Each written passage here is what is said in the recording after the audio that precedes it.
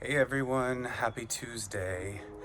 I'm on my way to prep Tiny to go down to the veterinary clinic in the city of Orange today, Vet for Healthy Pets. And we're going to be making sure Tiny gets the care that he needs. And I'm hoping that the research and progress that has been done and continues to be done with stem cell therapy might be able to help slow the process of the kidney disease and maybe even somewhat reverse it so that it creates new healthy kidney tissue to help remove the toxins from Tiny's body. But I just wanted to say thank you so much for all of your love and support as we've been journeying down this road together. It has been really, really difficult. I love Tiny like he's my own son. He's been with me for the better part of nearly 2 decades, from Chicago to New York to LA, and you guys have always been so loving and supporting of me personally, my cat family, and it means the world to us. So thank you for joining us for this journey, for being on this ride, and honestly being my rock. I've had a lot of really good cries, but I'm not ready to give up on Tiny. So thank you for not giving up on Tiny either. I love you very much, and I can't wait to tell you some good news after our appointment today. Have a wonderful rest of your week. I love you all. Thank you, thank you, thank you. Buddy, hi my baby, how are you? I know you're not feeling well. We're gonna go see our friends, okay? We're gonna go see our friends in Orange, Vet for Healthy Pet. And they're gonna take a look at you, buddy, and we're gonna see if you're a candidate for the stem cell program, okay? Gonna make you feel better. So we gotta go on a little journey. It's just gonna take us an hour, okay? We're gonna go on a car. I'm gonna go in the car for a road trip. Yeah. You ready? You ready, buddy? You're gonna just get in here, okay? I know it's a little weird, but get in there, okay? Go on, buddy. Go on. There you go. And then we're gonna stay here. Okay?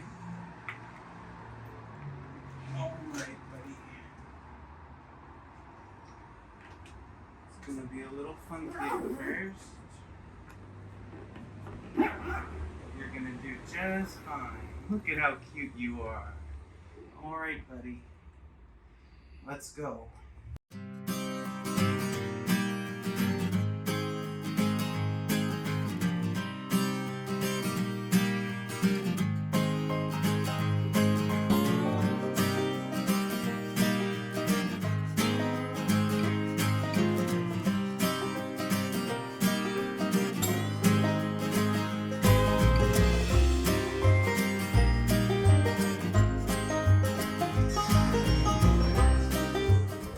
Hello. Hi, welcome in. Hi guys, how are you? Good, how are you? Oh, well, I'm alright, but my little guy's not doing so hot. Oh man, And what's going on? this is Tiny. Oh, hi, Tiny. You're so cute. This is my 18-year-old Bengal. Oh my God willing, he'll be 19 Oh, thank next you. year. Oh, So we're here to have you guys give him a little TLC and yeah. explore your stem cell program. Of course. Give us one moment and then we'll take you to your exam room. Thank you so much. Of course. Buddy. Hey there, we're Tiny. Hi, yes. This is Tiny. Hi, Tiny. I'm Ronnie. Hi, Ronnie. My name's Molly. I'm one of the nurses here. Nice to meet you. Nice to meet you. Thank you so Come on much. in.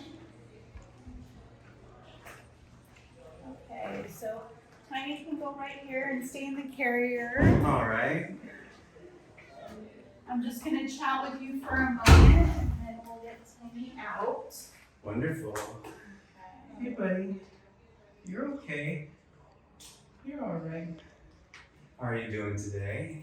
Very good. How about Good. yourself? Good. Well, I'm doing all right. I was just worried about this little guy. Okay. So this is Tiny's first time here. Yes. Okay. And we're here for a physical exam, and we're going to discuss options as far as stem cell goes. That's correct. Okay. Just learning a little bit more about it. I've only done a little bit of research online, so just looking forward to learning more about how the procedure works and, how successful it's been in the past, maybe with other animals. All right. Very good. Very good. I'm just going to do some vital signs on him, and then Dr. Silvera will come in and take a look and talk to you. Seems like a busy day here. Always. Giving lots of love to our fur babies. Yeah. So Tiny wants to come out. Is he typically like more? I have this exact same career, but it's purple. You do? Yeah. I kind of wanted purple, but I wasn't able to find it. Maybe we can trade. You're right. I love that it's like a little double wide. And you can. So I was just gonna have him stay like here if you okay, want. sure. I'll just do a weight and then however he's most comfortable. Okay. So. Hi. It's okay, buddy. Let's see. 5.9. Okay, so we he's got- lost that little weight. I was thinking right here. There you go. He's lost a little bit of weight since the last time you were at the vet. I want to say he was maybe at 6.4 or 6.6. Okay, I'll look back on the record and see if there's a record of that. I just want to look in his mouth, check his mucous membranes, It's okay, see if Tiny. they're nice and pink, It's okay, Tiny. which they are. They're called cat pink. Cat pink. We got cat pink mucus membrane. So I'm just gonna evaluate the breathing right now.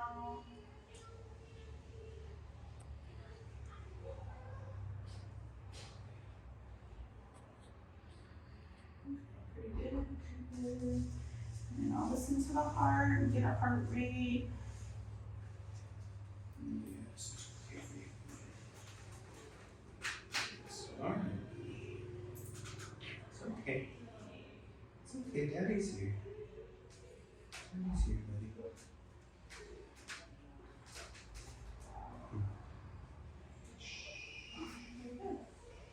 170 is normal for a kitty that's in the clinic. It looks like maybe there's a little blood here. It's like dark mucus. Yeah, like a serosanguis discharge. It's a little crusty. Yeah, it's a little crusty. But not too bad. Not too bad. Yeah. Okay. Is Tiny usually okay with a rectal temp? I mean, I don't know if anybody's okay with a rectal temp, but he does pretty well. Okay, we'll be gentle. Unless you're a gay kitty, are you gay? And you're just Yeah, gonna tell me that? I'm not sure. All right, Bill. Let's check it out. It's okay. No. It's okay. Part of a complete physical He's like, you exam. didn't even take me to dinner. I know. I'm sorry.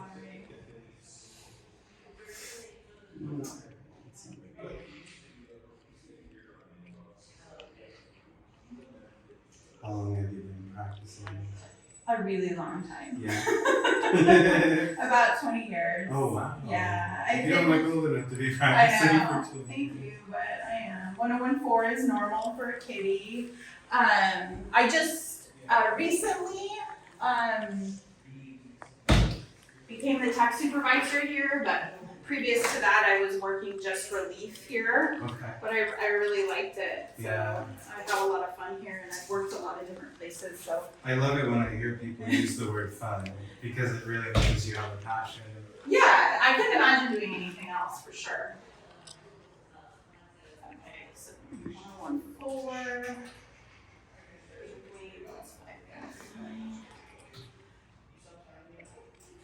Yeah, we have a really good group of people here. It feels that way. Yeah, It really and I think I'm pretty picky, and does. Well, when I was speaking with your affiliates over at Ardent, he said that there were 3 veterinary clinics close to where I live within driving distance, but he's really talked you guys up as being the clinic that's been leading the way, and for the last like 4 years doing this work. Yeah, I'm just like starting to process things and do it on my own after being here for like 8 months, and I'm having a lot of fun with it. That's great. So, all right, Dr. Silvera's gonna come in, take a look, talk to you. Okay? Thank you so much. You're very welcome. Tiny can hang out however it's most comfortable. You're the best. Thank you. You're welcome. Come in. Hello, Hi. Hi, Yes. Dr. Silvera here. Nice to meet you. So nice to Pleasure meet to have you guys you. in. We have Mr. Tiny here. This is Tiny Cat. Hello. We're so grateful that you guys made some time for us today. Yeah, I mean, I hope we can make, a change and improve his quality of life. I'm just going to have some questions for you so Sure. I'm up to date. Let me move over here to this side. Alright. So as far as I know, my records are from April of this year, correct? Mhm. And was that the first time we noticed really anything going on with kidney? We had a very minimal increase in his kidney values, his blood and creatinine. Oh, yeah. I mean, I had been monitoring him for the last year and a half, and I did notice he was like vomiting a little bit and stuff, but I didn't take it too seriously. It was the last. Vomit here. Yeah, it was the last. I know. It's Oh, it was the last visit to the Hollywood Cat and Dog Hospital okay. when the doctor said that he had kidney disease and the And was blood. that April's visit? April, May, June, was it that long ago?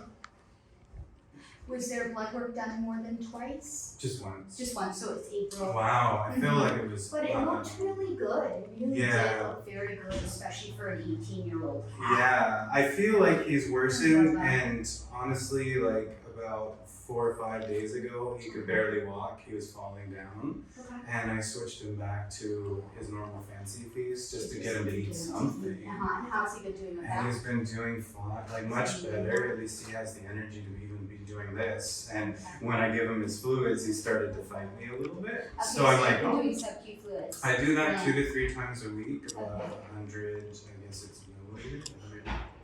Brilliant. And how long have you been doing that for? Ever since the original diagnosis, I guess, then in April.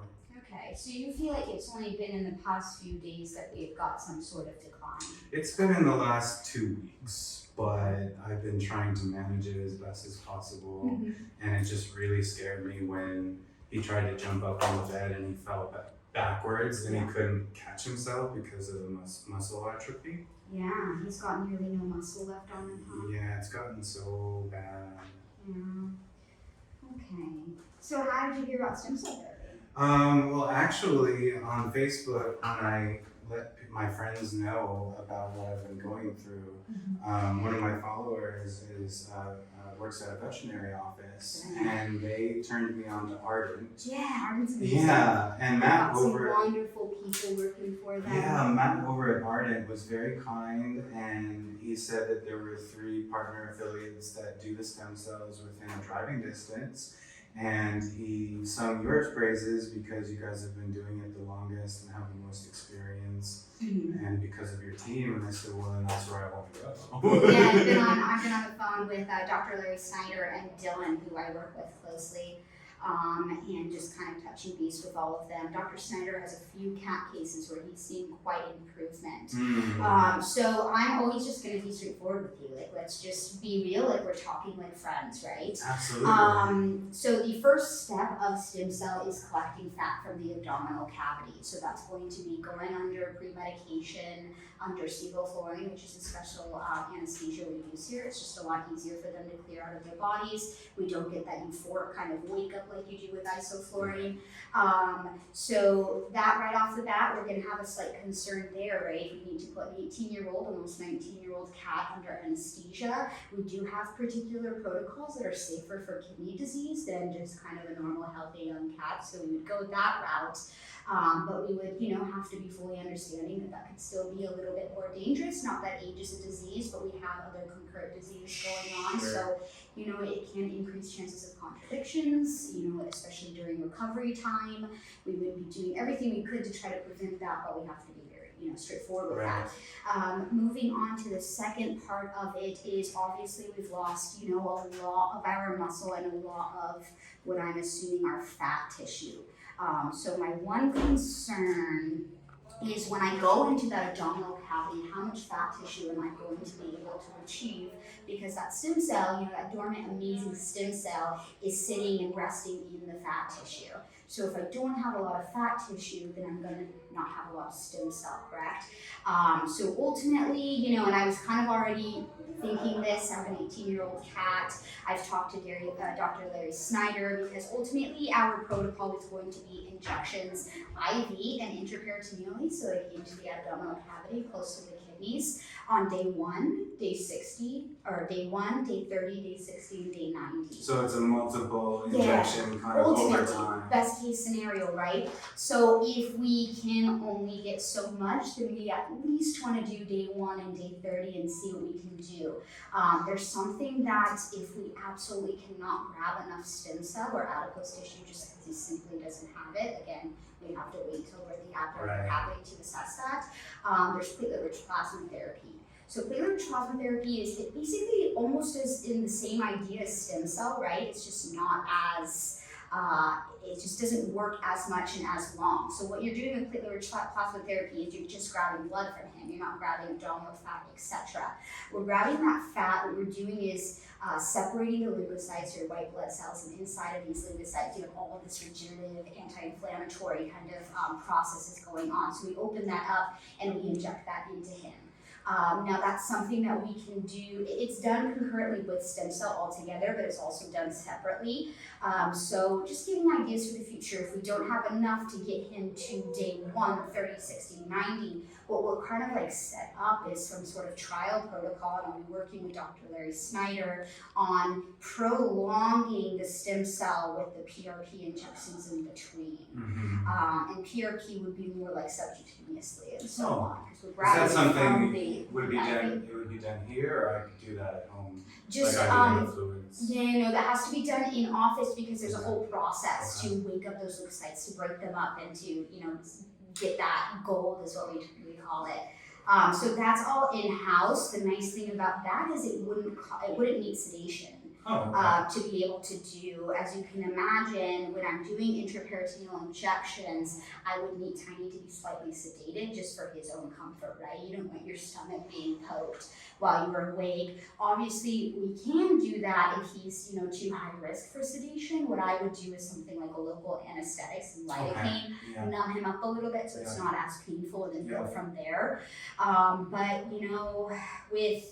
with stem cell, as far as kidney failure, kidney disease, we've had a lot of really great outcomes with it. Now we do also have to be aware that it's under the compassionate care level of it. Have you been spoken to with Arden about any of that? I don't understand the compassionate care. Yeah, so compassionate care just means that there hasn't been enough extensive trials done by the lab to 100% say, hey, this is the treatment, this is a cure for kidney disease, right? Got you. So although we use it, we talk about it, and we try to push it because it's helped so much, especially more so in felines with kidney disease rather than dogs, even though we have an amazing dog story for stem cell injections on kidney disease. So the reason why, again, it's under compassionate care is, yes, there's been so many cases where it's helped, and we've had so many kind of clues that it's doing a really good job, more so with just the reaction of the cats themselves. But again, we don't have those extensive trials that Arden has specifically set up on hundreds of individuals and done That takes for long time. periods of Yeah, time. that takes So time. once that is done, it'll be moved outside of compassionate care. And from my understanding, it's moving towards that area. It's just not outside of compassionate care. I guess that leads me to kind of two questions. Yeah. One specifically for Tiny, and then another specifically because I'm a cat lady and I belong to all the cat lady groups. Do you have any cats? I have 4. Fun! Tiny's the eldest, Okay. and he just lost his girlfriend 3 years ago to hyperthyroidism and kidney failure. And because we went through that with his girlfriend, I started seeing the warning signs a little bit sooner. Okay. But I guess my curiosity is, if we do explore the stem cell route, could we put him on like an appetite stimulant between now and, Yeah, I think that's you a know, really would good that help idea him to try gain and a get little him to weight eat. and maybe have a little more fat? Yeah, which should be great. So there's a couple things there. Number one, I knew you were coming in. I saw that he didn't like KD diet, so I got a hold of a nutritionist here in Irvine, board certified nutritionist. Just kind of getting an idea from Dr. Dan, because us general practitioners are not as involved with nutrition as everybody kind of seems to think. Right. So I got him on board, and I was kind of thinking, what could be some at-home diets that he can get us started with? And his opinion is cats don't do very well with at-home diets. I don't know if you've ever tried that with Mr. I've Ryan, tried. but it just I've even gotten like basically people food delivered to our door every Uh-huh. week for him, and it's supposed to be the best of the best. yeah, And he just wasn't that into looks it. at it and he sticks his nose. Yeah, cats are funny. My entire cat family won't touch it. Yeah, the I've dogs are like gobbling it I've down. gotten right? the gel, the protein, like the paste and stuff Mhm. to try to fatten him up, and he won't touch it. If He I doesn't put it like over his regular food, he won't even. That kind of gravy one. But Fancy Feast, I don't know Is what the kind of one hold you they don't have eat. on. I don't know what kind of hold Okay, they have on interesting. these animals. You know what it is? It's these additives that they put in for that extra taste. Yes. So that taste is what, That's what what they're they like, craving. and that's what they It's like crave, me and exactly. Starbucks. Yeah, It's it's like like crack us coffee. with Starbucks or like a McDonald's cheeseburger. Or Oh, something God, like that. yeah. They add those, those factors to it that just make you love it. Right. So one thing for him, obviously we want him to eat, but we also want to think about kidney diet. So there's a few other wet kidney diets that we can try. Mhm. And I think what we should at least aim to, if we can't get him to solely eat the kidney diet, is maybe kidney diet with a little bit of Fancy Feast Just to mixed kind in of, to get yeah. that kind of enticing. But I mean, so it's kind of like a hard part to be on. We don't really want him to be on solely Fancy Feast. We need that low phosphorus, that low protein, Right. etc. But we also don't want him to not eat. So we can try the appetite stimulant as well as trying a new kidney wet food diet With just and a see little how bit it of, does. yeah. You know, with the tiny Just bit to kind of Fancy coax Feast them into sprinkled it. in. See, he's so smart. Yeah, I They know. are They're so usually smart enough smart. to even pick out what they like and then eat the rest of Exactly. it. That's yeah. exactly right. Yeah. I guess my second question then is, because I had no idea stem cell therapy even existed, Mhm. and I know so many people in my groups that are in love with their animals and they're on their deathbed. This treatment could be really life-saving, prolong the disease, keep it at bay Mhm. and give them more time, quality time. Yeah.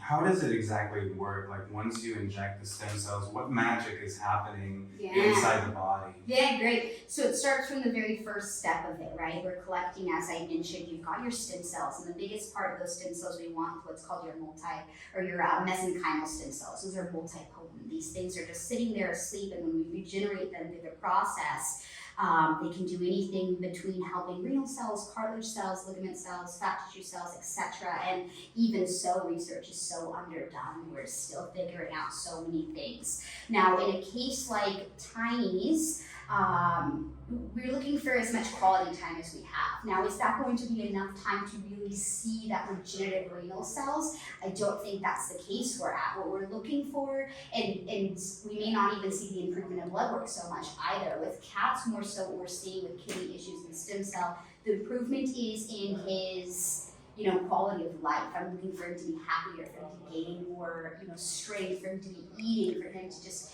feel like he was beforehand. So basically, although it's not fully known, what we're thinking that that's doing, since it does take some time to actually regenerate renal cells, we're not sure that's actually been 100% proven, we're thinking that we're bringing down inflammation, we're helping a little bit regenerative, whichever level of regeneration we're looking at Right. is happening in a lot of our cases. Right. So that's what brings us to the craziness of stem cell therapy, right? It's still so unknown. Mhm. We know what it can be doing. We know mesenchymal cells are what start off in the development, right? That's what turns into everything in your body. Right. So we know that there's something that they're doing to help things like kidney disease because we've seen it. We just don't know that 100% what exactly is it doing to the renal cells, to the glomerular cells, and all of those fun things that's showing improvement. Mhm. Because ultimately, if we were thinking really regenerating those renal cells, it's going to take quite some time. It doesn't happen necessarily Right. at day 1, 30, Right. 60, 90. It's more a longer period of Yeah, and therapy. it would take incredible research to really kind of assess if any new renal cells are being grown, right? Right. It's going to take so many studies on mice Right. that will take insane amount of necropsies and dissecting and assessing how many kidney cells were dead, how many were alive. Right. So essentially we don't have that one answer, but we have the idea of it and the proof of how many cats it's helped and Right. so on.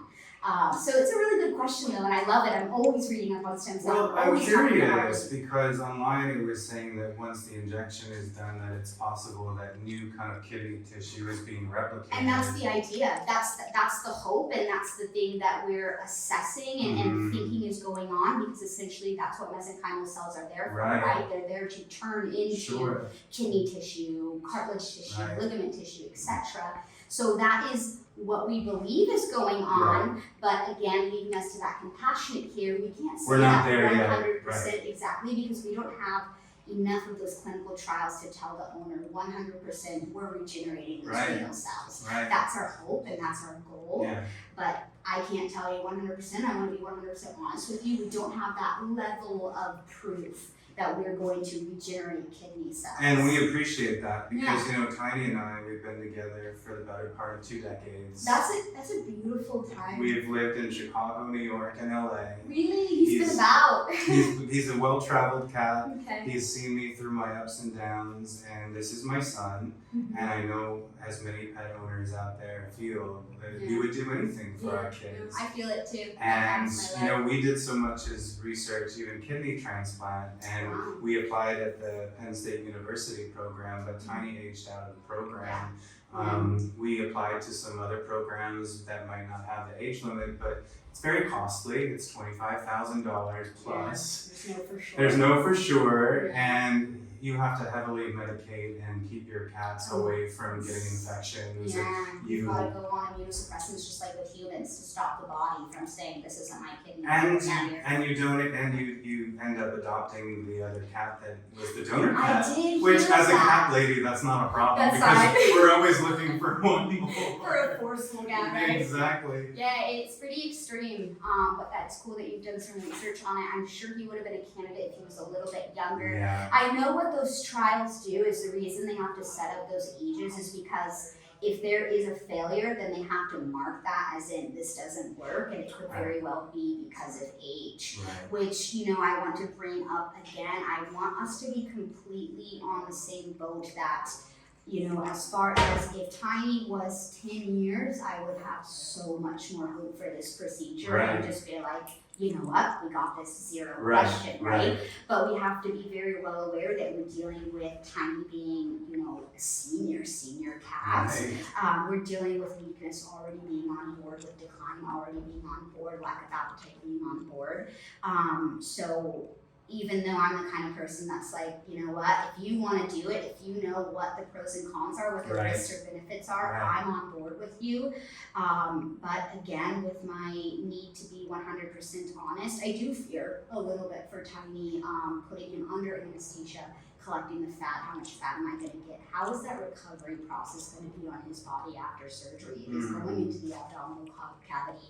I'm going through the skin, the subcutaneous fat, and then I'm, you know, cutting through the abdominal muscle to get into that cavity where I have that fat. So that's my biggest concern for him, is can we get him through all of that and actually allow him to, you know, get the benefits and reap the benefits of stem cell injections. The one thing I know for sure is Tiny's a fighter, and so am I.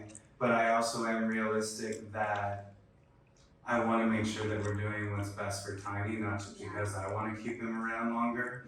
After losing his girlfriend, Calamity Jane, 3 years ago, he went through a really tough period of depression, and I thought I was going to lose him then because of heartache. But we're at a point now where I've kind of decided that kidney transplant isn't an option for us.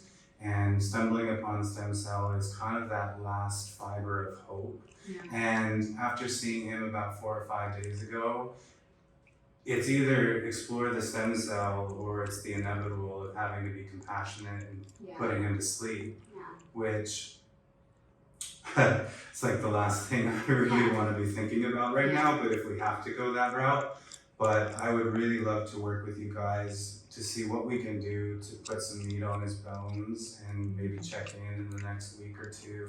Yeah. And then see if he could be a candidate. Yeah, our first step is we check that blood work, we check that SDMA level, because that was done in April, so we're now in October, a few months, 6 months essentially. It was done at the end of April, so basically 5-ish months. Right. See where he's been since then, and then go from there as far as evaluating on if we can do that for him. How is our liver doing as well now that all of this has been going on?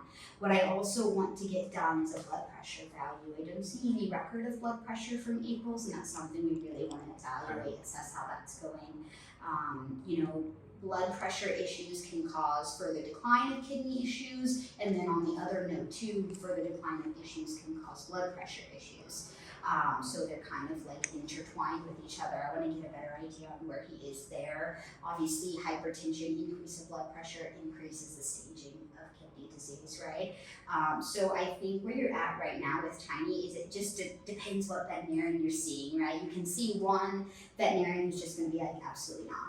We're not doing this. Right. And then you can see another veterinarian who is kind of more so online, who's in the middle, who's if you want to do this, if we can get him to do it, then I'm on board with you, as long as we know, all the potential risks. And then you may have a veterinarian who's just come on, let's just do it. So I'm sitting in the middle here. Right. And I may, again, if he was a little bit younger, we had a little bit more muscle on him, I may have been that gung-ho veterinarian that was just And let's do it. honestly, that would have been the case 3 or 4 months ago, Yeah. even, but I didn't even know about stem cell. Which is so Which sad. is why I think, because even my vet didn't know about Yeah. it or even think to say that this is an option. So that's why I want to be here with you and learn as much as I can, because I want to share you guys and Ardent with the world and the life-saving work that you're doing here at your clinic. And, after looking at a $25,000 kidney transplant, I guess my next question for those out there that are in similar positions as me, can you tell me a little bit more about what the retail cost is of going down this path and what can people expect? Yeah, so your most price, it's not gonna hit 25 grand, I can tell you that. And a few things on what you just said too, which I really love about sharing it. First off, with price-wise, your most expensive is going to be the start of it. It's going to be getting him under anesthesia, pre-medications and so on, collecting that fat. And then we have a particular price with Ardent, and that is the processing of the stem cells. We have particular kits for all of this. That takes about a chunk of the day. So typically we do surgery in the morning, collect that fat. He's woken up, he's recovered, and then in the afternoon, once it's all processed, we inject. So the biggest price is going to be at that moment when we're going under anesthesia, when we're going under surgery. Surgery is a little bit pricey altogether. So we're looking in, it's difficult to tell in such a small patient because usually I'm doing this in 50, 60 pound dogs, right? So you're probably looking around, again, depending what clinic you're at too, surgery wise. We tend to, have a bit more extensive protocols, so we tend to be a little bit pricier. Maybe with him, I'm gonna just guesstimate, and this is not the 100% because let me be honest, the nurses take care of estimates. No, of course, I'm more along looking at So a we're range looking, that people could. Maybe 3-ish to 4-ish grand at the beginning, again, with such a small patient. And then moving forward from there, we are actually, it's a great question, we're working with Ardent to try to get some sort of treatment plan together so we can do it at best cost, as opposed to doing the same cost for processing the stem cell every time we ship it for the Sure. re-injections. So if I'm gonna think, just a broad range, and I'd rather know for sure before I said it, but you're probably looking at the end of it, if you were going to do injections day 1, 30, 60, and 90, you're probably looking at around 10 grand or even less, again, because we're trying to Just get the depending. protocol together with Ardent. As of right now, it's the pricing is every time you get the stem cell, you've got to reprocess it, and there's the charging fee for that. So we're trying to work with Ardent to, ensure that if we have clients that are interested in that day 1, 30, 60, 90, we have some sort of package deal so they're not being charged for that excessive processing Sure. every single time. And it's my understanding as well that when you collect enough stem cells to do it over that period of time, you also have to keep it, I guess, cryogenically. Yes, it's going to be cryobanked in the lab because you're not necessarily awakening what you need until you're processing it day of injections. Right. So, price can really range depending on how many days you're going to do it, depending on how much stem cell you collect, and depending on what the treatment plan can be put together. Sure. But certainly not 25,000. Right. And when you mention, wanting to get it out and how you didn't know, I find that to be the most devastating part of this field. Excuse me. I'll tell you what, I went through 4 years of veterinary school. I did 3 years in the Caribbean, 1 year in Scotland and Edinburgh. And I thought Scotland was very much progressed, right? We didn't learn about stem cell platelet-rich plasma therapy for one lecture, one class, one lab. Wow. I only got introduced into things like this as regenerative alternative medicine when I started working here for Dr. K's practice, which was one of the reasons that really brought me in.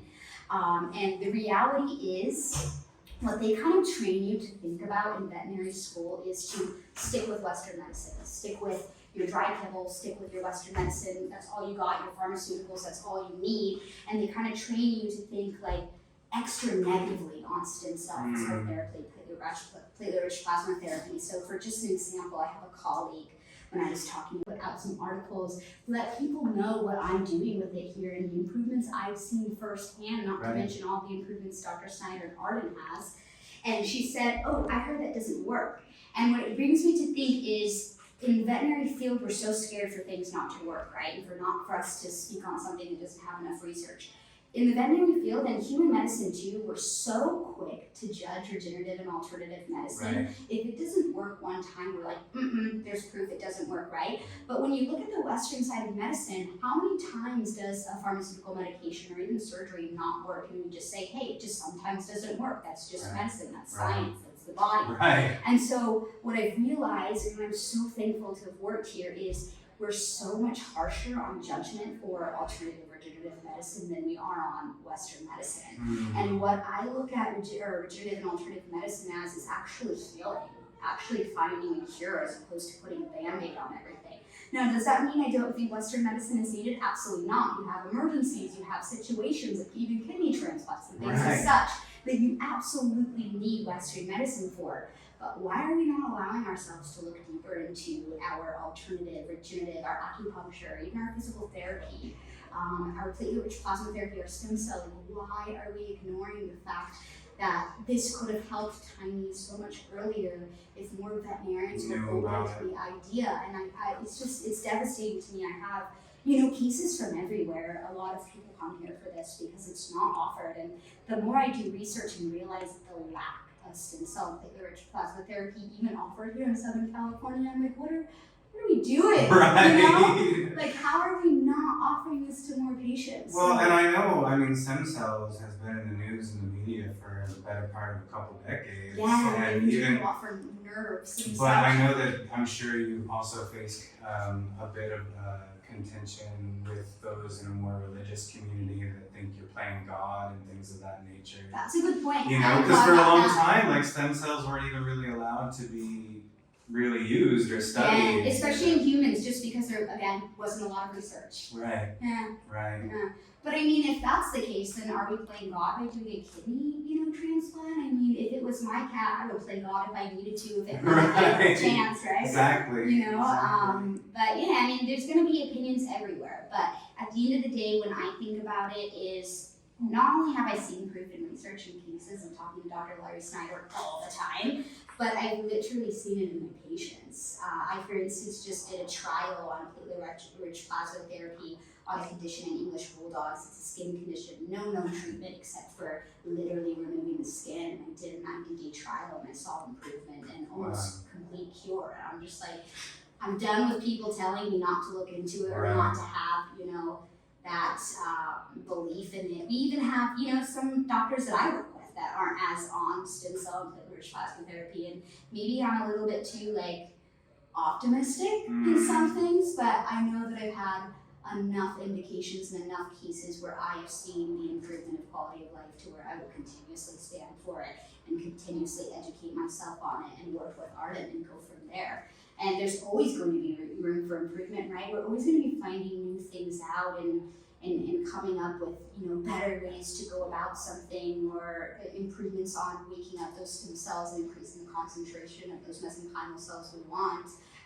But I think that we're at a pretty good spot right now too, and certainly enough to, make changes. I'm grateful that you exist. Yeah. I'm grateful Thank that you. this program exists, Yeah, and I that think you're it's a willing wonderful to thing. push for it and, challenge the status quo. And, those lines are blurred. You don't have to color within the lines. Yeah, And exactly. if something's working, keep looking into it. Yeah, why not? Especially when, I'll tell you what, you're only negative in stem cell therapy as far as the treatment itself, is if there's any cancer in the area. Right. Because if you can think about it, your stem cells going to where there's increased kind of cell maturation going and increased cell cycles. And if you've got some sort of neoplasia in the environment, your stem cell may be attracted to that and may increase the process of neoplasia, which is also something we have to be very well aware of. In an 18-year-old, kitty cat, we have to be aware, and just like you had mentioned from Sis or his girlfriend, Right. is that could be lingering and could currently be around the system. So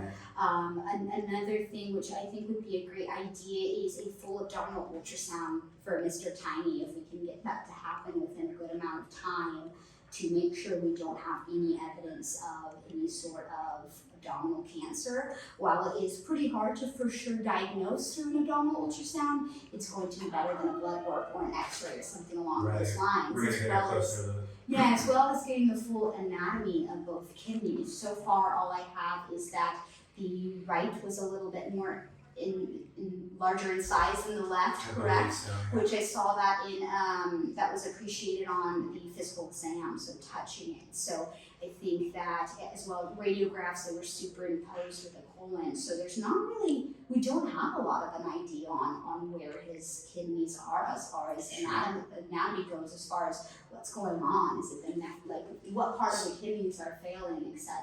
So I guess that's a great way to lead into, where do we go from here? What's the next step? Yeah, okay, so best case scenario, if we can have him eat, if we can have him, gain some weight and not decline, we would be doing blood pressure, blood work, and urinalysis today. We would set him up with Dr. Short, who's our incredible abdominal ultrasound doctor, and the difficulty there is figuring out when her schedule is to be able to come here.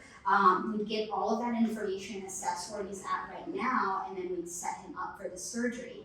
But then that brings me down to where we are right now. Are we going to be able to maintain him from declining further with just getting him to eat, just doing subcu fluids, doing some appetite stimulant? So in all reality, as much as I want to be like, we got this, like we're going to fix Tiny, I do have some fear of how long we have and if we can, truly get him down that whole road. So basically, the next couple of weeks are going to be kind of determining factors. If we can keep him from declining, and if anything else, maybe pushing him in a better direction forward. Yeah, exactly. I ultimately, if it was best case scenario, would love to have an abdominal ultrasound done this week, and honestly, have him in for stem cell within the next couple of weeks if we were actually going to be on that point where we understand that we don't really know how it's going to go, but this is the last ditch sort of effort. Sure. Which and it's kind of hard for me to say while being recorded, but I do want to be honest with my opinion that unfortunately I do feel like Tiny right now is at the end of the road, and that, like you had said, if there is no other option, it gets down to the compassionate side of not letting him be in pain or suffer, etc. Right. So yeah, it is very scary. I'm personally a veterinarian who puts my heart into things too much. I can tell. So if something went wrong here, I promise you I would feel it so deep inside as well. Right.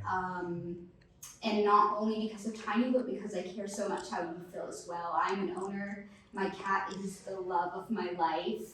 And I know how, distraught we are when something is wrong with our babies. I know that we just get back to the point of, wow, when they were okay, everything was right in my world. I know. And I just go back to that. So I am fully there with you as far as emotional goes. And I'm very grateful for that. This is not easy. at all. And I know the inevitable is, of course, going to happen because this is going to happen for all of us. But if I see a glimmer of hope, I want to at least know that I explored it. Yeah, Because I know if I don't, the end is near. It's like weeks, maybe a month or two if I'm lucky. Because I felt it the other day when he couldn't even get up. And you felt like changing him to actually eating something is what kind of brought him It back. brought him back. I put him on the regular food, and it's like before he gave up because he just didn't want to eat. Yeah. But now that I've been giving him a little extra fluids and giving him that food that he likes, he wouldn't have even been able to come here today. Yeah, and we'll certainly increase the fluids too. You're giving him 1 to 200 a week. I was doing 200 a week, twice a week, but even without asking the vet, I know, bad boy, I did it 3 times a week. Okay, yeah, you're dealing with just some normal basic isotonic fluids, not really gonna mess too much with electrolytes and whatnot. With cats, we always want to be aware with fluid. They just tend to be a little bit, bit more kind of fluid holding than your dog, but he doesn't seem to have any edema or anything along those lines. If anything, we're helping him out. We'll set you up with, a protocol of how many fluids you're going to be doing with him. Get an appetite stimulant going. Again, take some blood, take some urine, take some blood pressure today. And then if we can, hopefully set him up with Dr. Short abdominal ultrasound as soon as possible. Yeah. We could do it as early as this weekend. She only comes during the week, unfortunately, but as soon as we could. If she is too backed up, then we may not even be able to, wait for her. Is that something I could do at Hollywood Cat and Dog and I could send it over? Yeah, essentially, if they have an ultrasonographist, then they can be doing that. Most practices, most in the meantime, we could have it done. Yeah, and then make sure that. Yesterday, even, we could have it done at any point. I would love to get that done because not only am I interested in seeing the anatomy of those kidneys and what we're really dealing with, but I want to make sure there's no signs of anything else going on in the abdominal cavity. And while abdominal ultrasound's not going to tell us 100% is there any neoplasia happening at this age, it's going to give us a little bit more of an indication if we have anything like that on board. And unfortunately, if we do detect something like that, then stem cell is not going to be an option because then we would just aggravate the cancer and spread it even more so, which, putting out in the universe, we don't have cancer on camera, okay? Right, exactly. So, it's just kidney disease. But yeah, so I think that if we wanted to hit all points, then that would be our points. It would be checking blood work, urinalysis, blood pressure, hopefully getting abdominal ultrasound on board and getting him to fatten up a little bit and eat some food.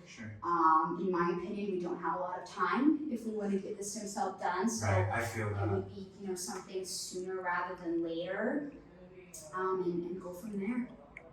And see if we could just get some more time with him, and not just the more time, but happier time. Yes, yes, please.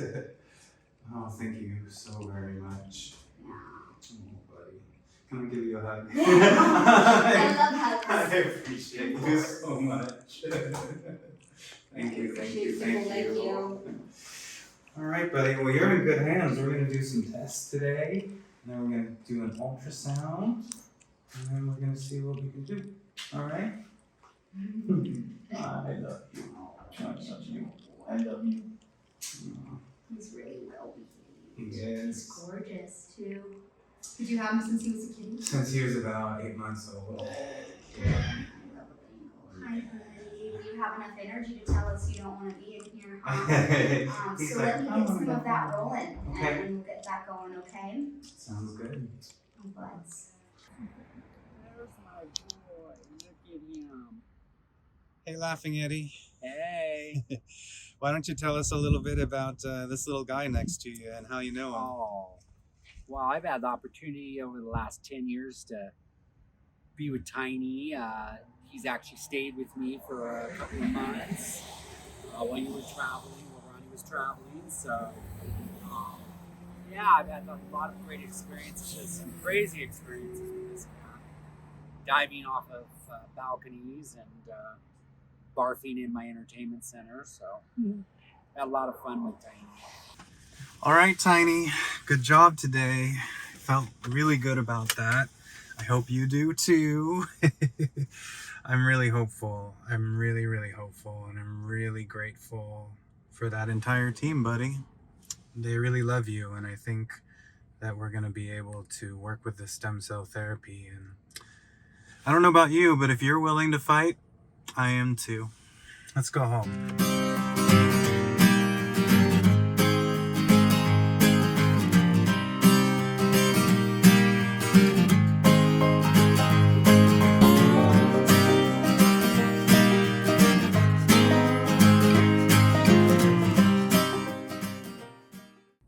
Hi, sweetie.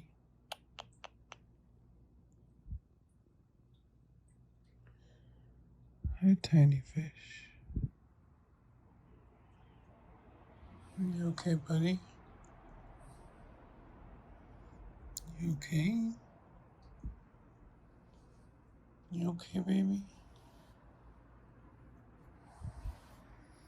I'm sorry, baby.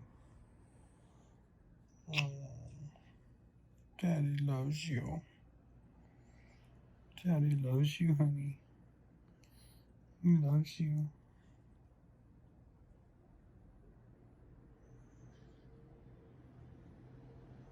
Daddy loves you.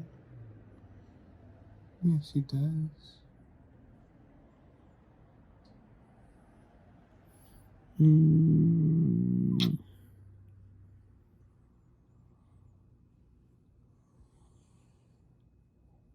He loves you, baby.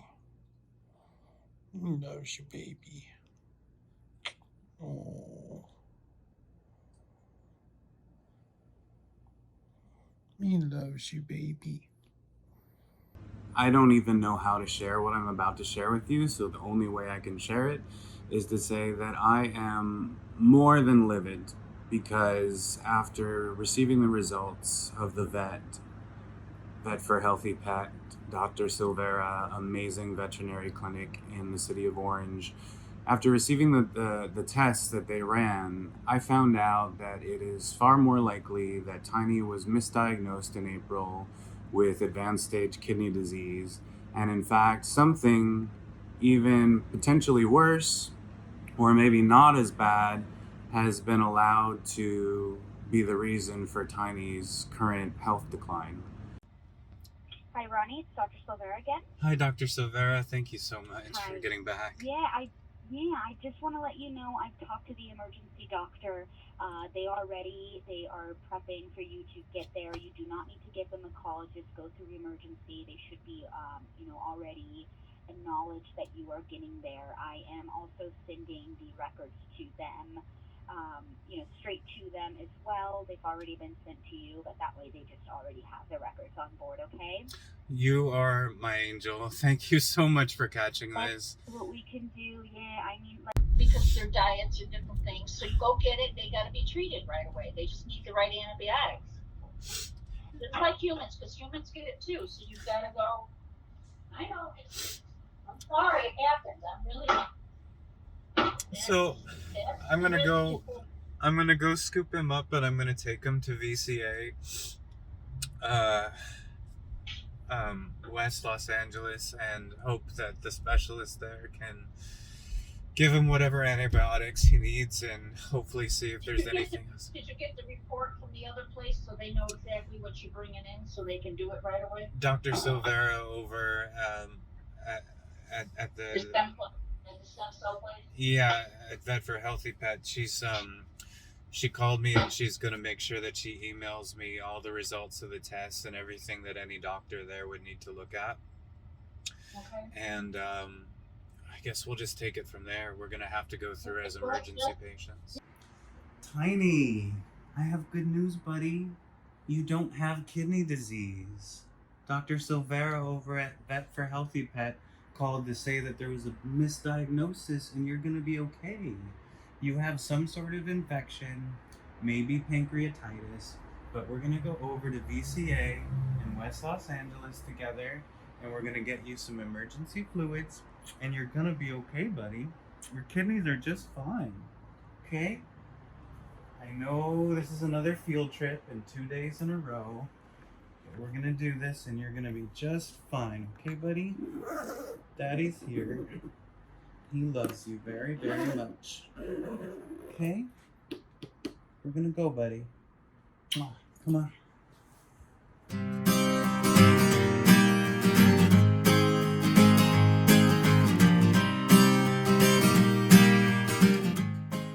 Dr. Silvera called ahead of time for us from for Healthy Pet.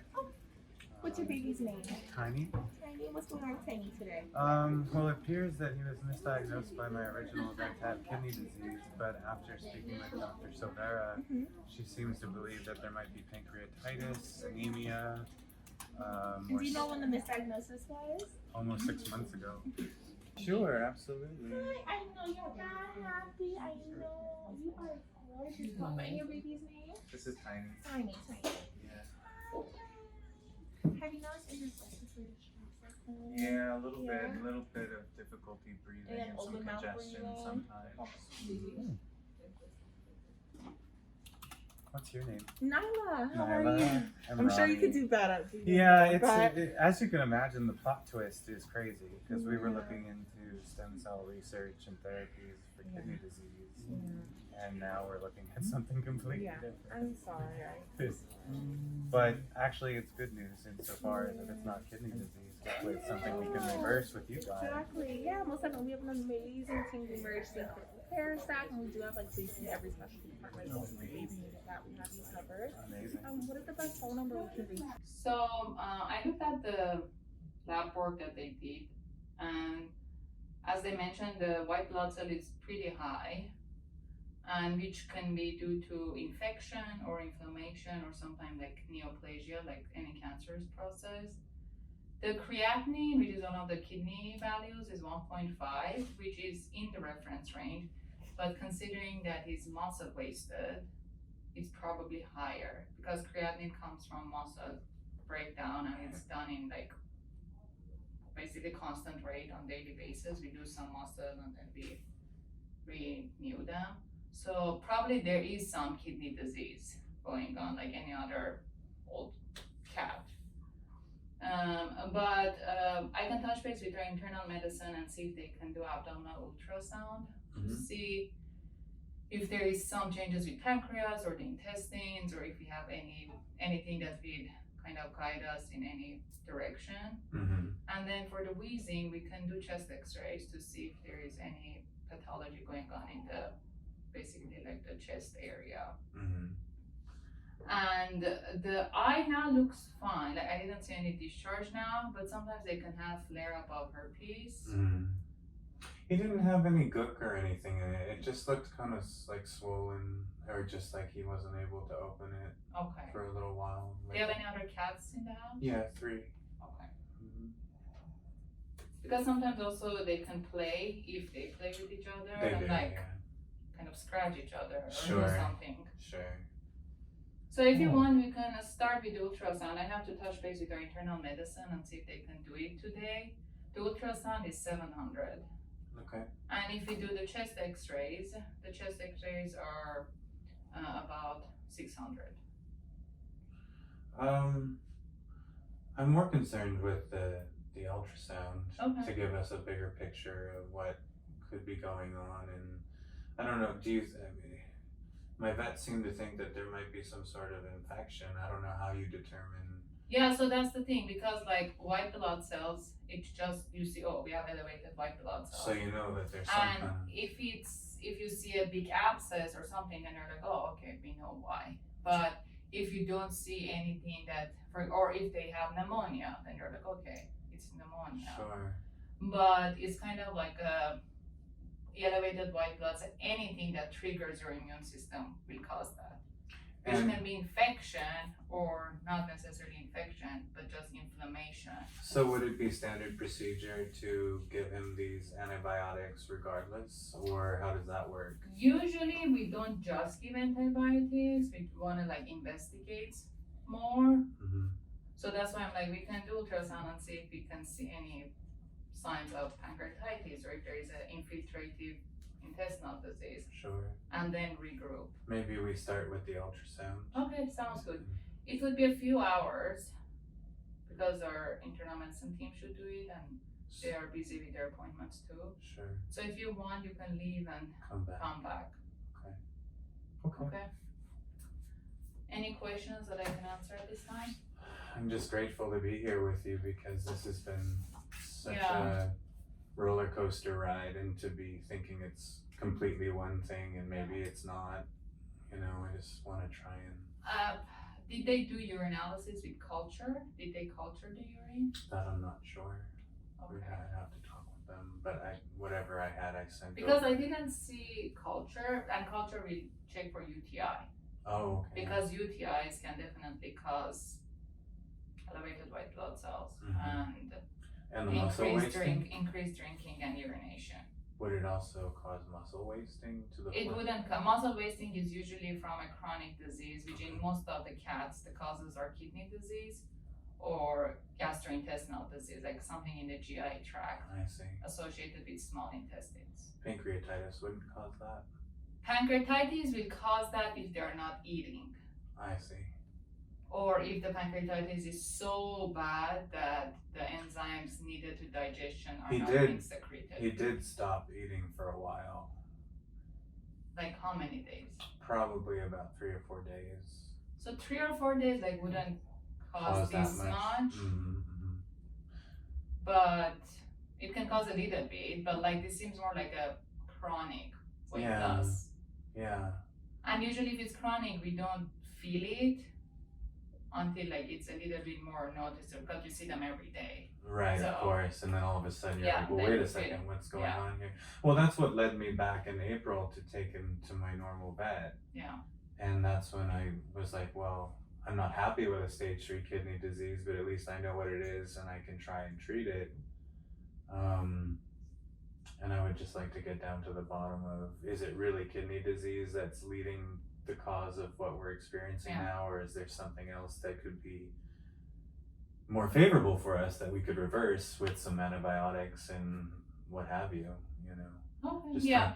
just trying to get down to the bottom of it. Yeah. So Yeah. So let me get the ultrasound going. Okay. And then I will touch base you again with you guys. that sounds Okay. good. Any And questions? you have my number and everything. Yes, on the chart. So I will call you when it's done. Perfect. Okay. Thank you, doctor. You're welcome. Appreciate you. For Tiny, my biggest suspicion is that his elevated white blood cell count is secondary to the pancreatitis. I see. However, we haven't 100% ruled out other potential causes. So if we say we want to be extremely, extremely thorough, make sure there's nothing else that could be contributing. The other things that we could consider doing would be some x-rays of his chest, potentially testing him. When was the last time he had FIV, FELV testing? It's been a while. Okay. Mhm. Have there been any new cats introduced to the house since then? Since Tiny has been around, there's been 3 new cats Okay. introduced over the years. Okay. And do you know all of their FIV, FELV status? I do not. Okay. So yeah, that's something we could very easily test him for, just to make sure that's not contributing. There are some other infectious diseases we could consider testing him for as well, things like toxoplasma. However, looking at his clinical picture, the fact that he's getting better, the fact that he did have significant pancreatitis that was going on, I'd say we can likely say that that is the cause. However, without doing additional testing, I can't 100% kind of exclude other causes. Sure, of course. So that's one aspect of his disease, and kind of the last thing is what's causing the weight loss, since obviously that's a very, very big issue. If he was around 9 to 10 pounds usually, today he was 2.6 kilograms, which is a bit over 5 pounds roughly off the top of my head. So obviously he's lost 50% of his body weight in the last few months. And what I presume is causing that is GI disease. So looking at his intestines on ultrasound, they're all extremely thickened. Mm-hmm. And especially the part that's most thickened is the part of his intestine called his ileum, Mm-hmm. which is kind of the last part where they absorb their vitamin B12. So the fact that it's so thick in there, he's very deficient in vitamin B12. That tells us he's not absorbing it, secondary to disease in his GI tract. Got you. As far as what that disease could be, there are several differentials, and ultimately something like biopsy samples from the intestines would be needed to differentiate between the differentials. The two most common that we see are things like inflammatory bowel disease, so secondary to usually a response just of the immune system to things like proteins and bacteria in their GI tract. We see them develop inflammation in there, similar to like Crohn's disease in humans. So that's something where we see them losing weight, oftentimes vomiting, sometimes having diarrhea, and weight loss as kind of the clinical signs that we see with that. So that's one potential for him. The other kind of most common is something that we call small cell lymphoma. And what small cell lymphoma is it's a type of cancer.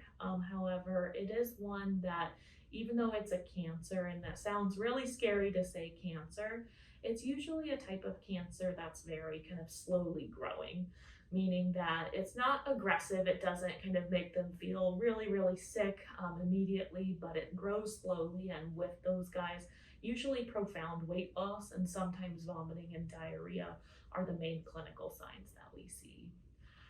For Tiny, given the ultrasound findings, my bigger suspicion is likely that we're dealing with something like small cell lymphoma. I've never seen an ileum as thick as his with just IBD.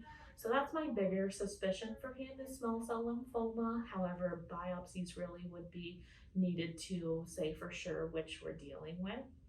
There are some other kind of less common differentials, so things like certain infectious organisms that can infiltrate the GI tract. Really not common, and not common in the areas that he's lived, but something that we can't completely exclude without either doing a blood or urine test or getting a biopsy sample. So those are some things that I do think would be worthwhile testing him for, potentially just making sure it doesn't look like there's a fungal disease in his intestines, which is a quick urine test. We could consider checking his FIB, FELV levels, and then depending on kind of what the goals are, the next steps would be to say, ideally in the near future, we'd recheck his white blood cell count to make sure that that's trending downwards as his pancreatitis resolves. But if we wanted a definitive answer as to what's going on in his intestines, biopsies would be the next step.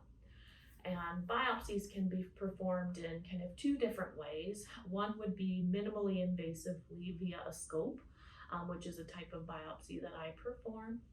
Or the other option would be something like surgical biopsies, which obviously in an almost 19-year-old cat, I think putting him through an abdominal surgery to get biopsies seems kind of aggressive to do. Right. So that would be how we would absolutely kind of get an answer as to what's happening in his intestines. However, with IBD and small cell lymphoma, they are generally treated relatively similarly.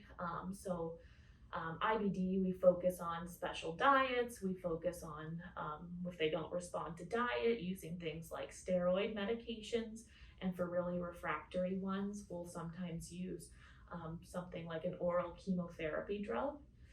If we're dealing with small cell lymphoma, the diet doesn't really matter because they're not reacting to the diet, but we use things like steroids and the oral chemotherapy drug. So many owners elect to not pursue biopsies because treatment is relatively similar.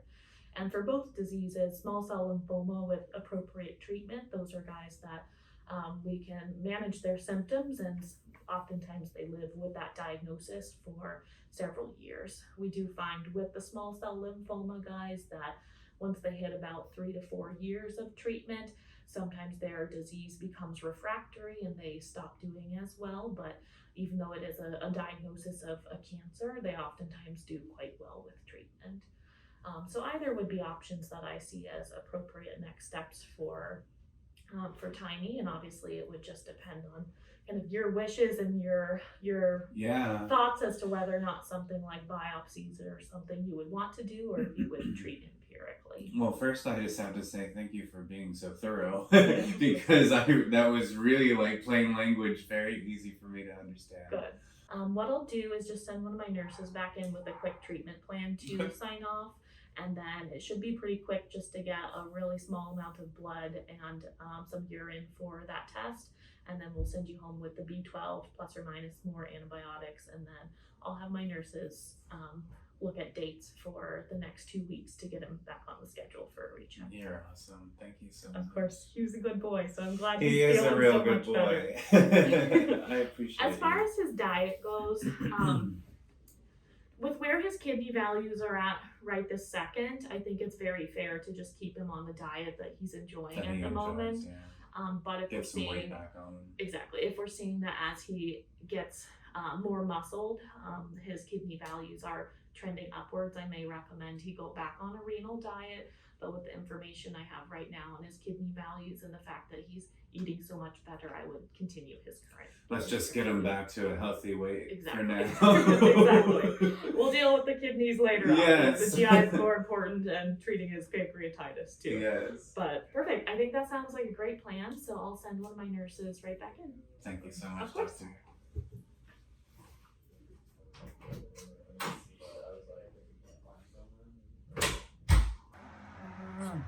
Hi everybody. Tiny and I wanted to say hello. We just got back from the vet and the prognosis is good regardless if Tiny has pancreatitis or small cell lymphoma, which actually the vet suspects he has cancer.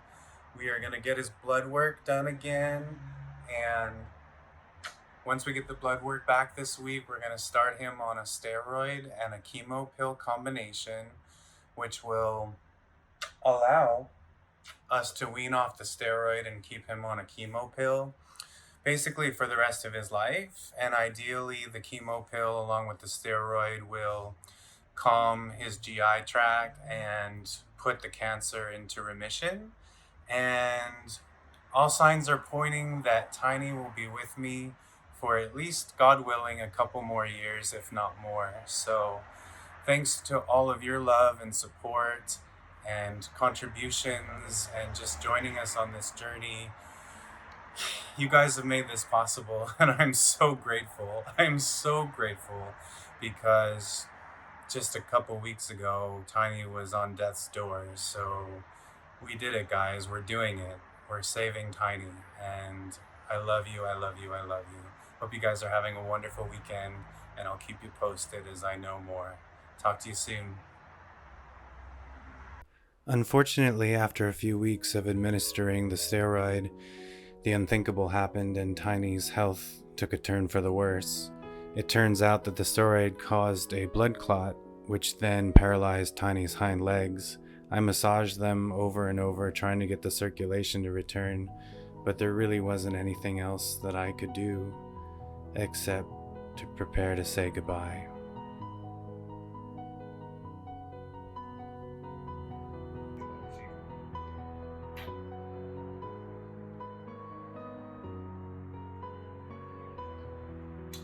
Gonna take you to meet Calamity home.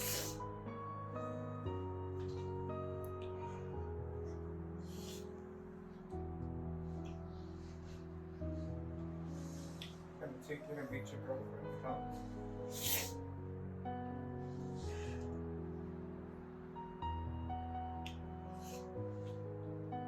Wanna go see Calamity?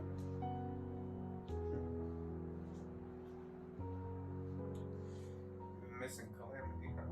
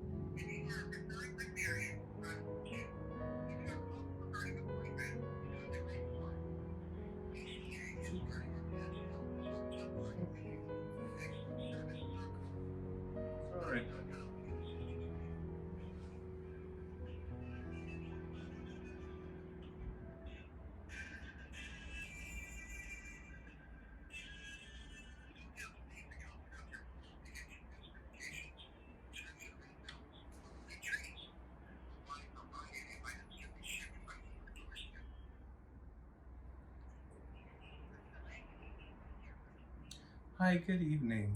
My name is Roni Kroll, and Tiny Cat is a patient of yours. And I think I'd like to bring him in and send him off. Thank you very much. We'll see you soon. Thanks. I know, buddy. I know.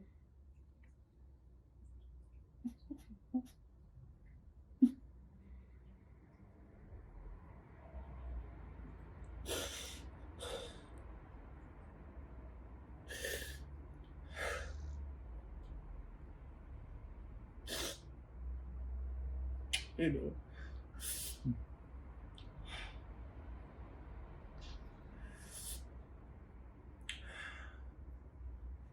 I'm gonna take you to see Calamity.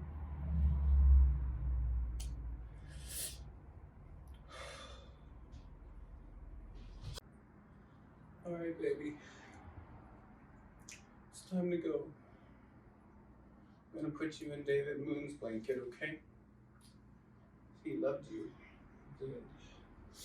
Okay. It's right there, okay? Good boy.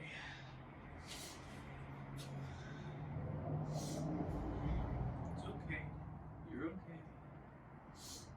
You're okay, buddy. You're okay. Okay. Gonna swaddle you.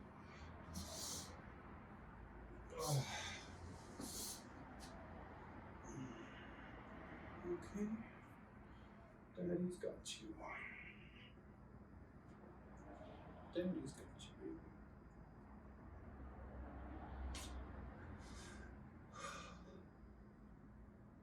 I know, buddy.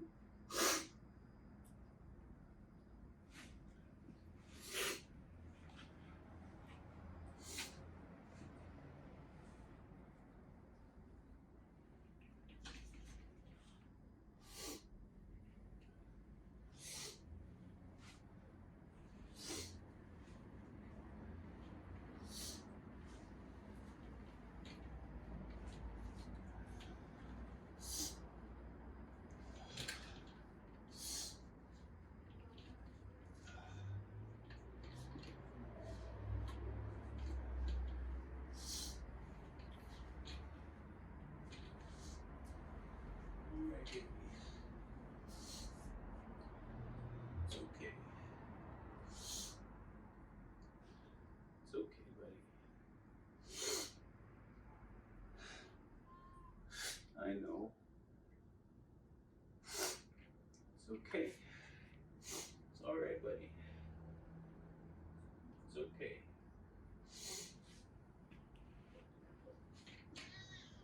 I know.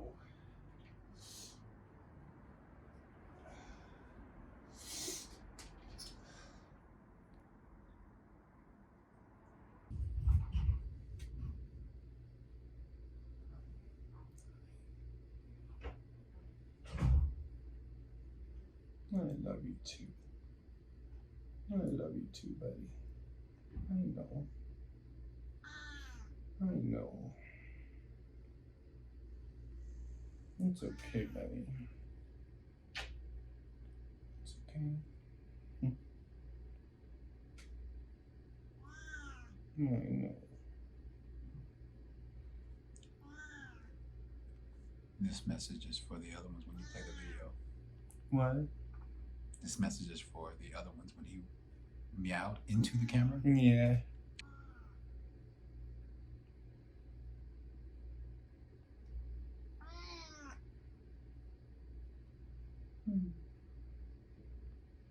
I know.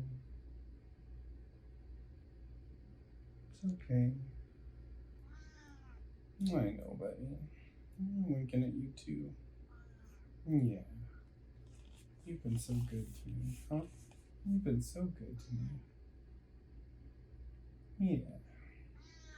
You've been so good to me. Yeah. He said a you to me.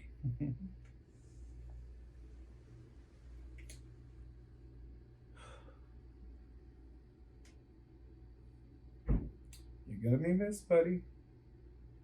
You're gonna be missed.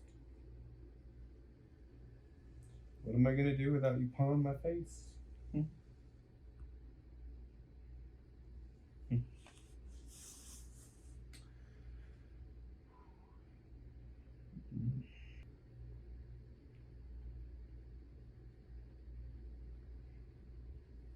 am so grateful for you. Yeah. I know.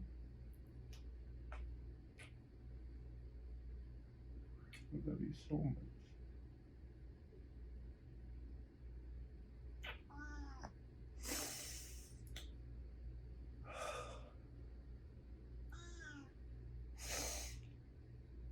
Yep. I winked at him and he winked back. He's a winker. Oh, you're biting my chin. I love you too.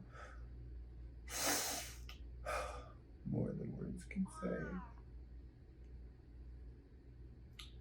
More than words can say, buddy.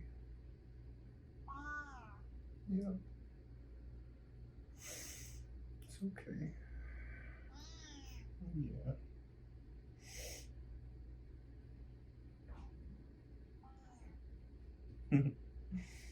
Still fighting, huh? Still fighting for Dad.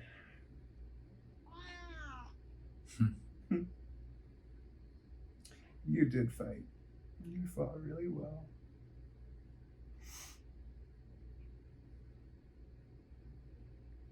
And you didn't lose. We're just surrendering for what's next. I know.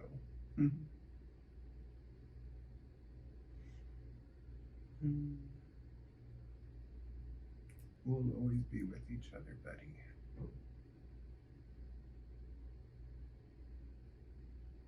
Always in my heart.